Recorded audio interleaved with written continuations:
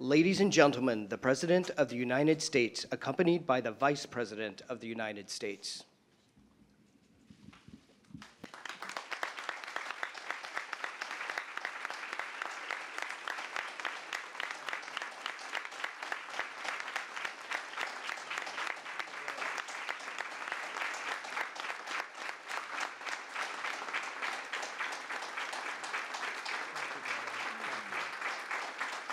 Thank you, everybody.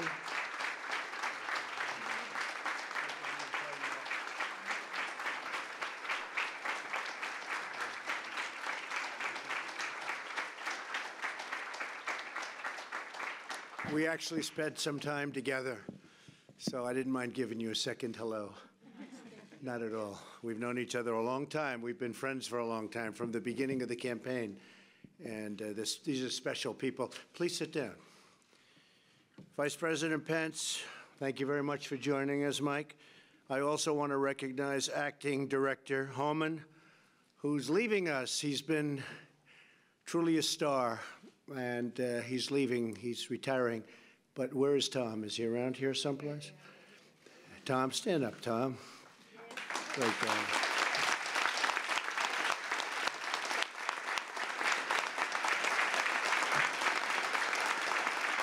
Tom has been doing what he's doing for 34 years and doing it with strength and dedication, and you are really outstanding. And you're highly recommended.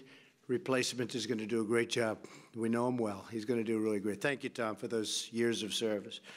I also want to thank the incredible ICE officers, Border Patrol agents, and law enforcement officials who join us here today. If you could stand up, please. These people are also special people.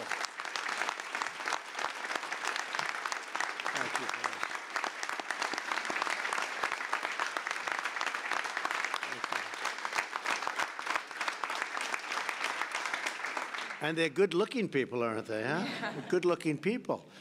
Thank you very much for being here and for the bravery. What you do and what you endure is incredible. I also want to stand and have the brave men and women from all over government agencies. We have a lot. Maybe just raise your hand or stand, but we really appreciate the job that you've done, especially during the last year and a half, because I know you've really put in a lot of extra. So please, thank you very much. Thank you.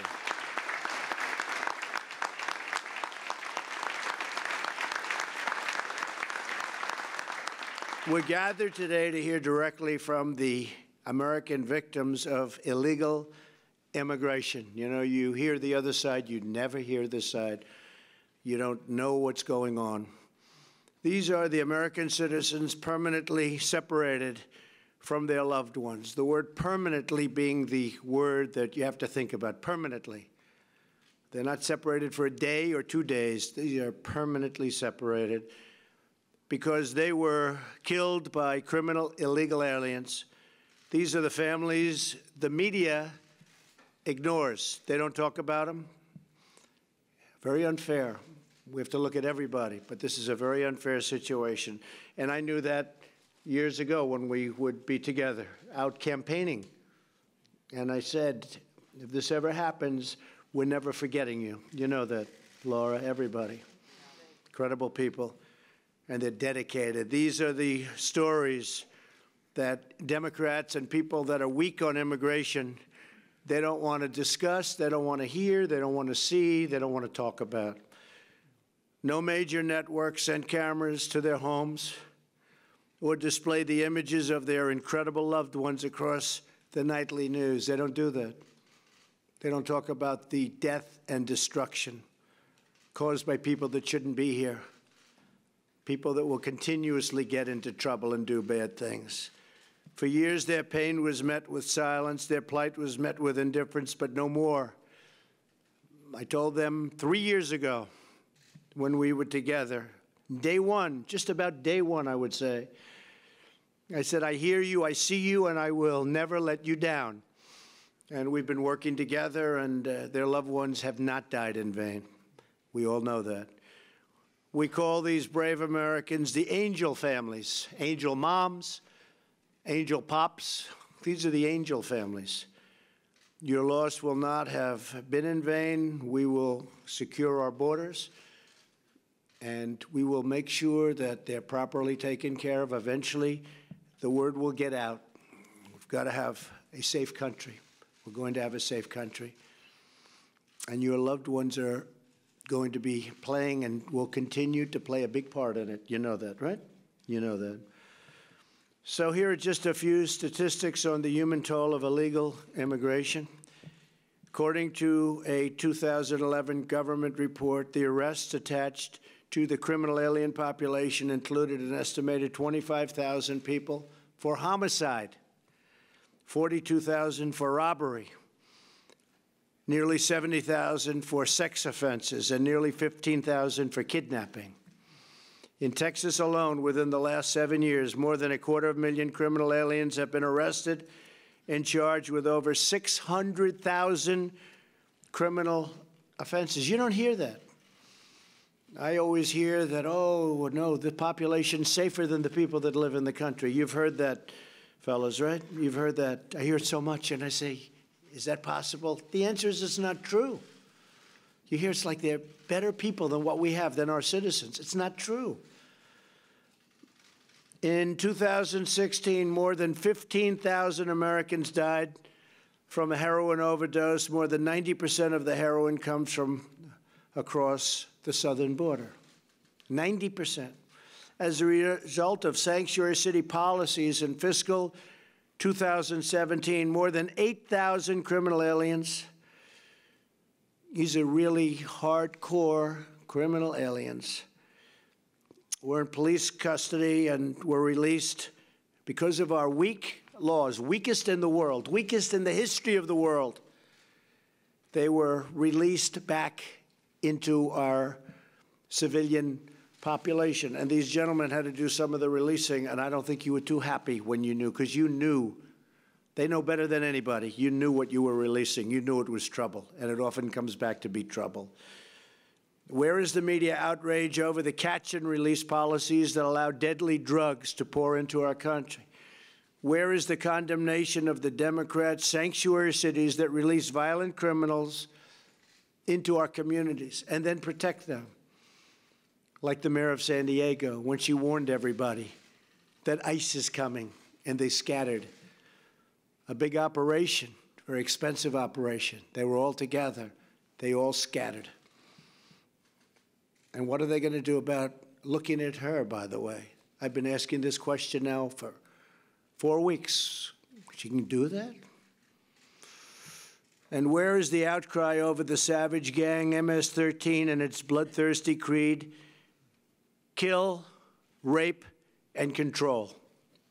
Because the news media has overlooked their stories, I want the American people to hear directly from these families about the pain they have had to endure, losing not only their loved ones, great people, great Americans, people that would have been very successful, people that in some cases could have been here one day, could have been here.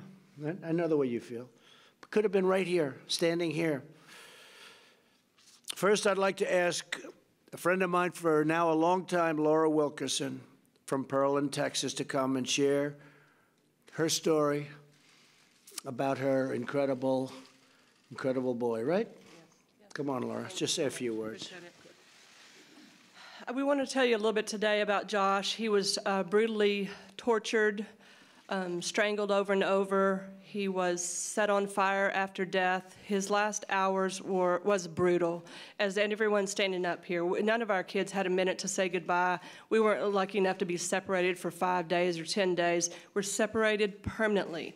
Anytime we want to see or be close to our kids, we go to the cemetery because that's where they are. We can never speak to them. We can't Skype with them. And I want to thank you so much in this room for what you're doing to understand. You guys know the permanent separation. It's the media that won't share it with other people. It's permanent. We can never have him back on this earth. Thankfully, I'll see him again in heaven. But I want to thank you, Mr. Trump and Vice President Trump, for, Vice President Pence, for keeping their commitment to us. It's been ongoing, it continues on, and please understand there are so many more of us than what you see here that had the same story over and over, drunk driving, killed, over and over, and they don't prosecute her, they let go and low bond. They're out in 30 days. It's sad for our country, and it's time to take it back. And I want to thank each and every one of you, law enforcement. You know it. You love it. You want to do your jobs. And thankfully, we have a president who will allow you to do that now. Thank you so much.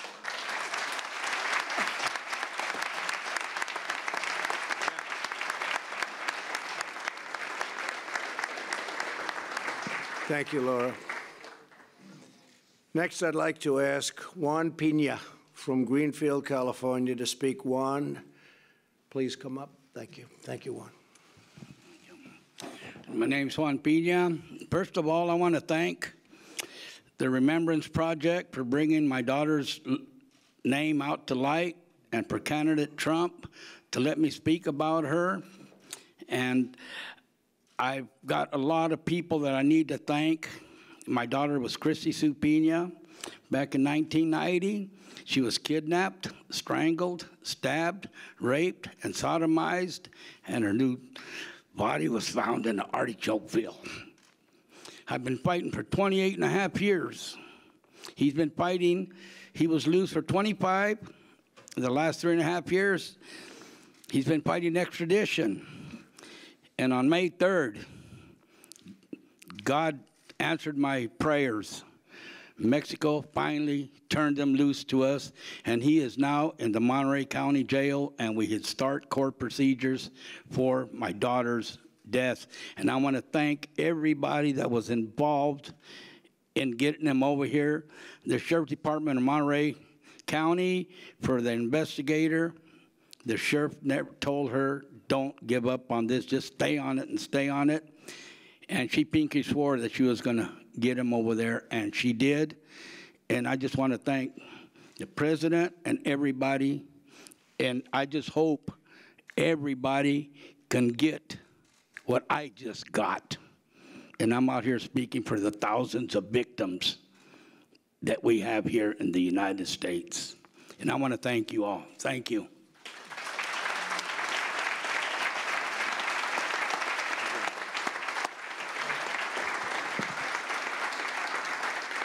So Juan fought for many years, and it's hard to believe, but that's actually a great feeling. Yes, it is. That you just, incredible job. Incredible job. Hi, Darren. Also here with us today is Steve Ronnebeck from Mesa, Arizona. Steve, if you could come up and share a few words, please. Thank you, Mr. President. January 22nd, 2015, Grant was at work on his overnight shift. An illegal alien came in, wanted to buy cigarettes, dumped a jar of change out on the counter. Grant went to count the change and wasn't counting fast enough. So basically, this man pulled a gun. Grant did everything he was supposed to do and gave him the cigarettes. The man went ahead and executed him and shot him point blank in the face. You know, you don't hear these stories, and some of our media won't talk to you about it. But this is permanent separation. For his birthday, I go to his grave. For Christmas, we set up a Christmas tree on Grant's grave. I received something earlier today from Director Holman as a challenge coin. And I want to thank you for that. To me, this is a sign of integrity. I wish some of our media had the same integrity as our president, our vice president, Director Holman, all of you in law enforcement. I wish some of our media had the same integrity. And I want to thank all of you, especially our law enforcement, for what you do. Mr. President, Mr. Vice President, thank you. The members of Voice, Barbara Gonzalez, John Ferry, Aviac, I want to thank all of them too, because they're helping get the stories out. 63,000 Americans since 9/11 have been killed by illegal aliens. This isn't a problem that's going away. It's getting bigger. Thank you.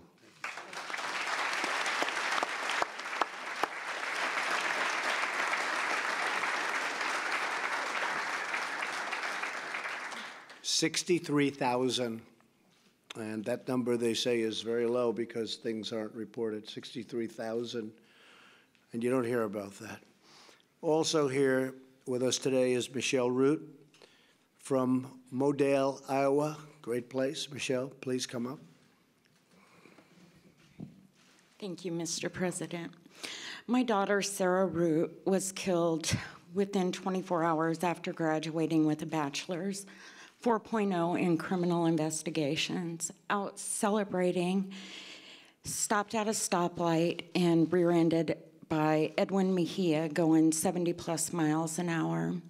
He was arrested, but then he paid a $5,000 bail, and now he has fled. Our separation, like everybody has said, is permanent. Sarah never gets to go on to be a wife, a mother, a grandmother, an aunt. My son does not have his only sibling any longer. My life has been devastated. So has my daughter's family and friends. I want to thank President Trump and Vice President Pence, Barbara Gonzalez, John Freary, and Director Holman for all their support. They have never given up on us. AVIAC was a group that we started because we were tired of not having anybody else to go to get information. When Sarah was killed January 31st of 2016, I had nobody, but I was thankful for my politicians in my area. And you know, President Trump was one of the first ones to reach out to my family. And he has been there from the beginning, never left our side. Now we just need to get my daughter's killer found.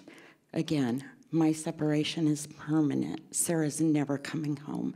I never get to take a selfie with her again. I have no more pictures of her. So please, thank you guys for everything. Keep up the great work. Our police officers, our Border Patrol, please continue to fight. Thank you.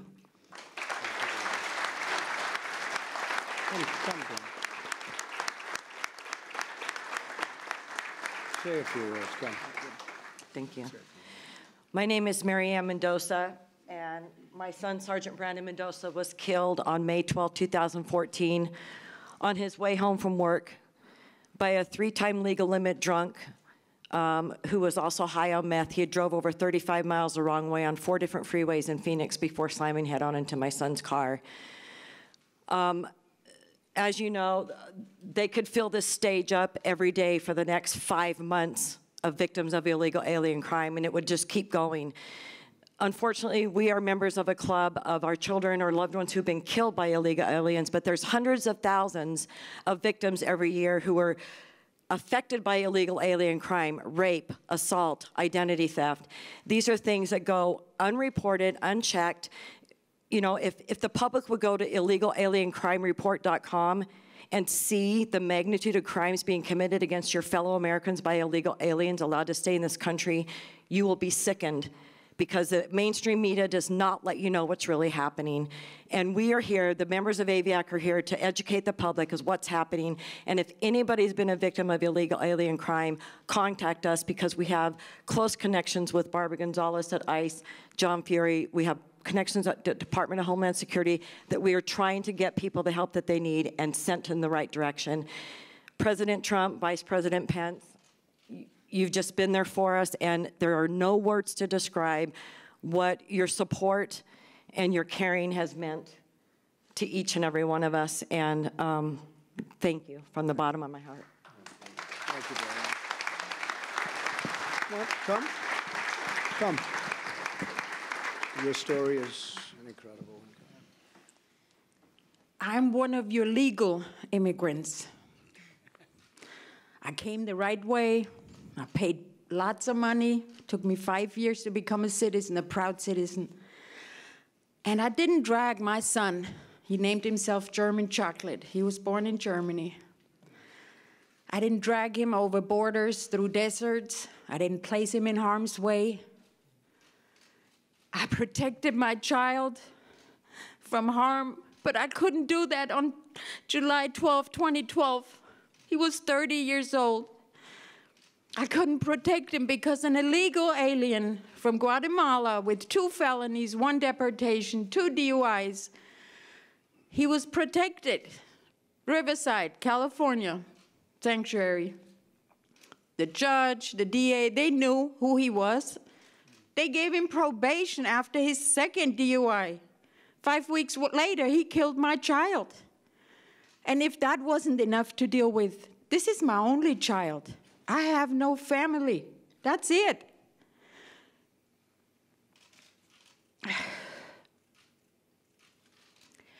The public needs to know, and they deserve to know, that this could happen to each one of you at any given second. You hug your child, you send them off, no matter what age they are. And then you get that ugly phone call that will forever change your life. And thank God, our president and vice president, Boyce, my family of Aviac, they rallied behind us. They were the only ones and gave us a little light. I was going to end my life. I had no purpose. But President Trump coming down that escalator that day and talking about illegal immigration stopped me in my track. And I had no clue at that point that I would ever be at the White House.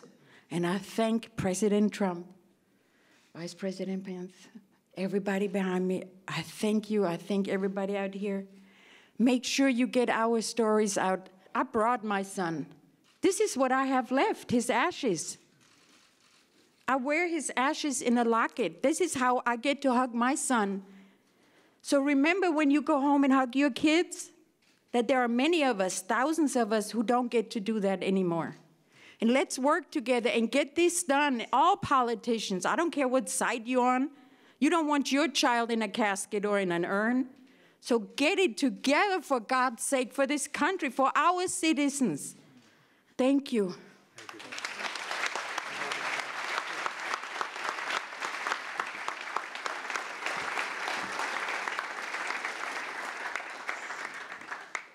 My name is Ray Tranchant, and I retired from the Navy. I flew off of aircraft carriers and had a great Navy career, and then I started my family in the 90s. I had 2 little girls, Tessa and Kelsey, and they had a bigger brother, Dylan.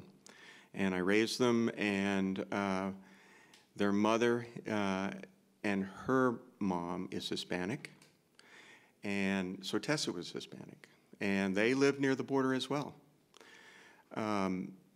Tessa was 16. She was a dreamer, and so was her friend Allie Kuhnhart. 17 years old, 16 years old, both beautiful girls, and they just loved talking about the future.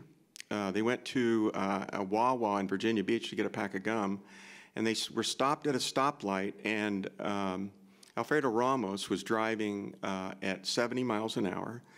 He was 3 times the legal limit. He had been arrested before for DUI, in which the judge gave him no time or fines. He had a fake ID from Florida bought by the cartels. He had a fake driver's license on his car, and he couldn't speak English. And he needed an interpreter for the last DUI hearing. He was also arrested for drunk in public. Bottom line is he came in through Mesa, and he tried to make it, and he was 3 times the legal limit, so the police told me that at that, it's like wearing almost blackout glasses while you're driving. When he hit the girls from behind, it was an explosion. The neighborhood thought a bomb went off. The girls were almost instantaneously dead. They worked on Tessa for a while, and I got to see her in the hospital. Those are the dreamers that the United States should focus on. I can't make an opinion about the young people that are here illegally because their parents brought them. But I can guarantee you the government had nothing to do with that. And everybody wants to blame. But the parents of those children are to blame. And there was a lot of, well, maybe they'll feel sorry for them because they're kids, and maybe if they behave, they'll just magically beat the system. My mom came from Ireland. Took her 10 years to get her citizenship. She had a sponsor. If she got in trouble, not only did she get in trouble, the sponsor was in trouble. I would have been speaking Northern Irish right now if she got out of line. That's the way it was with INS in those days. And Mom loved being an American. I helped her study for her exam. So I'm all about legal immigration. But the invaders and people who come over our borders and decide to take the law in their own hands and maybe are supported by a group of people that, for God's sakes, I don't know why they would want to do it. It's evil, it hurts people, and it costs us billions of dollars a year. And they don't seem to want to pay for it. They want us to pay for it, the other taxpayers. I want to thank President Trump because when those kids died, I was a city employee. Of course, I sued the city and the judge and the adjoining city with the judge there. And of course, you know, they're immune. But it didn't make me really friendly with the city. It didn't make me friendly with ICE because basically they claimed they weren't called. The sheriff's department said that we called them and it was a back and forth. So no one took responsibility. So being in that situation where no one takes responsibility in this government at all means that you're standing in a dark forest at night when it's raining and it's cold and you're lost. Everybody you talk to, yeah, but, you know, he was drunk, and, you know, we have a lot of drunks here, and blah, blah. Let me tell you, the guy shouldn't have been there at that time. He shouldn't have been there, and we had many opportunities to get him out. So, what's happening? Our representative is the president and the vice president. They took us in, and we're going to fight this battle, and we're going to win it. And we're going to clean it up, and I'm very proud of that. I'm very proud to be a part of that, and I will support you as law enforcement and my president and vice president as much as they need. I want to thank the Remembrance Project for standing there when I had no one else. And God bless you, and I hope this doesn't happen to you. Thank you, sir.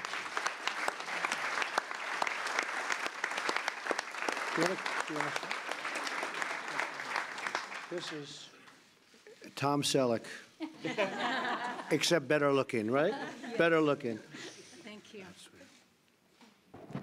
Thank you. My name is Angel Mom Agnes Gibbony.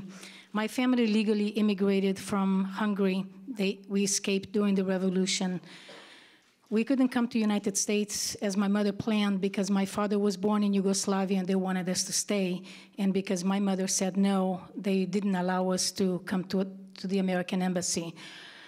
We had a choice of South Africa, Austria, or Brazil. We went to Brazil and lived there 13 years trying to legally immigrate to the United States. When we immigrated to Brazil, we were stateless. We didn't belong anywhere because the government took our citizenship because we escaped. And when we came to the United States, we were stateless. And I'm very honored and proud to say this is my home, my country, and I will fight for this country until my death. Thank you, law enforcement, Border Patrol, immigration, Barbara, everybody that got me here today. And thank you for fighting this fight with us because, trust me, you don't want to walk in our shoes. And President Trump, thank you for always standing behind us. You are the biggest birthday present I got, and I'm still waiting for that shovel to help build the wall at the border. I live in California, and I would like to ask if you don't want your state to become a sanctuary state. So I would like to ask President Trump if you would tweet and endorse us to fightsanctuarystate.com to help us so we're not going to go down, because if California continues in this path, the rest of the country will follow. And I am so proud and honored of you, Mr. President, the integrity and character that you have shown us. Pulling the daggers out of your back every day hasn't been fair, but I want you to know that I'm very honored to call you my president. And God bless you and your family always, and Mr. Pence, and God bless this country. Thank you so much.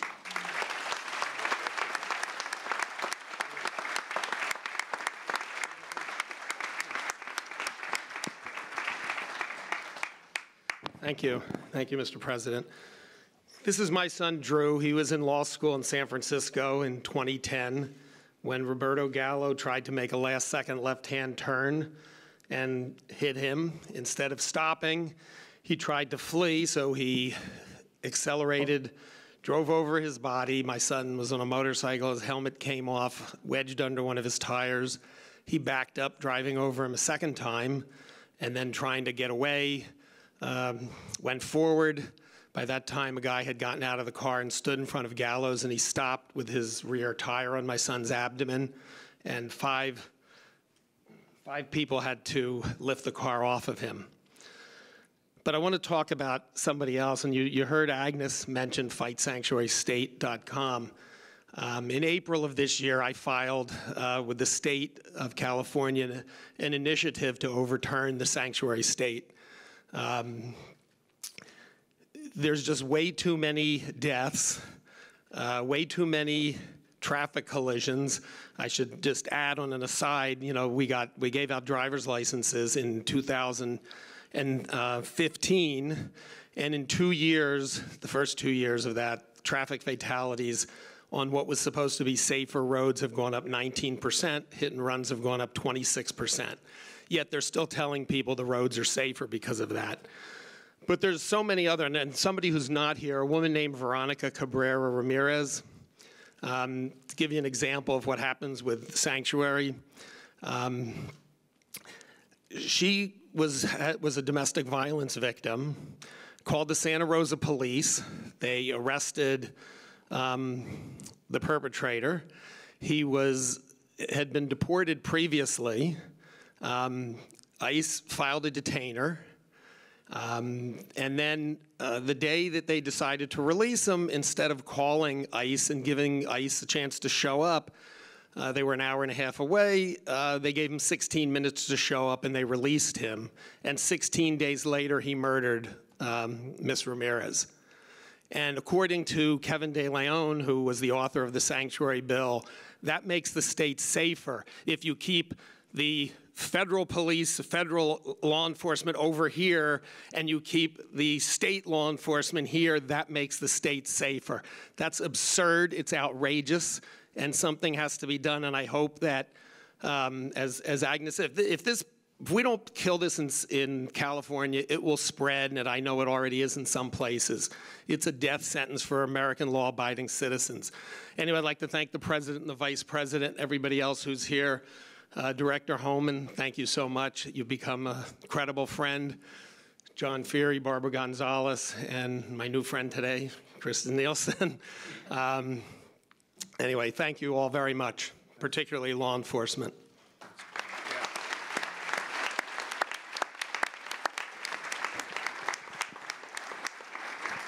And I just said, would you like to speak? And you said, no, I cry too. She said, I've been crying for too long, for too much, so it's fine, right? That's good. Well, I just want to thank everybody for being here.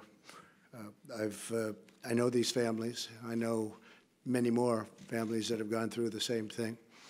And I can not imagine it being any worse, but we pledge to act with strength and with resolve and in the memory of those who have been lost so needlessly.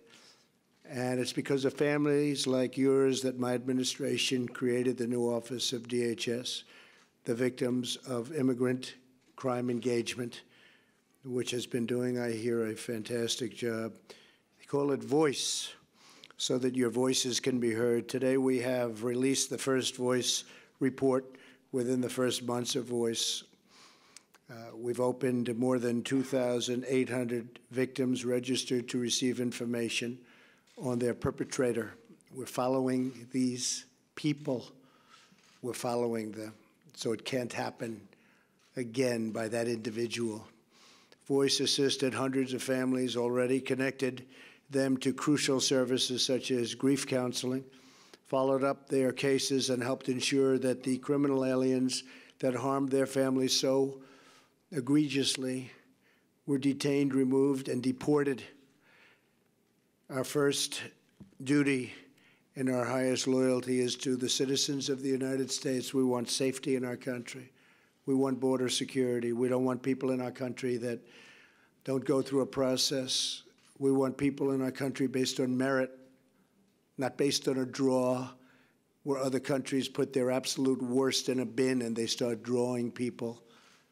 Where you think they're going to put their good ones, they don't put their good ones, they put their bad ones. And then when they commit crimes, we're so surprised. We'll not rest until our border is secure, our citizens are safe, and we finally end the immigration crisis once and for all. We want safety in our country. We want strong borders. We want people to come in, but we want them to come in the proper way. So thank you all for being here. These are incredible families, incredible people.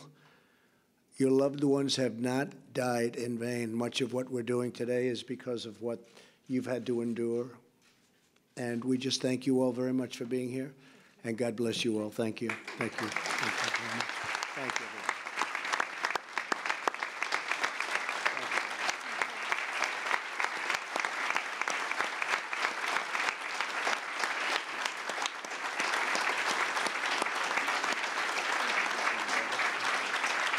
Thank you, everybody.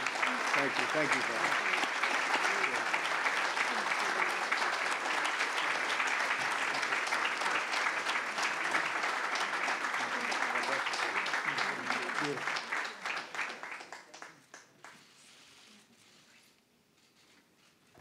Ladies and gentlemen, please remain seated until the President has exited the building. Thank you.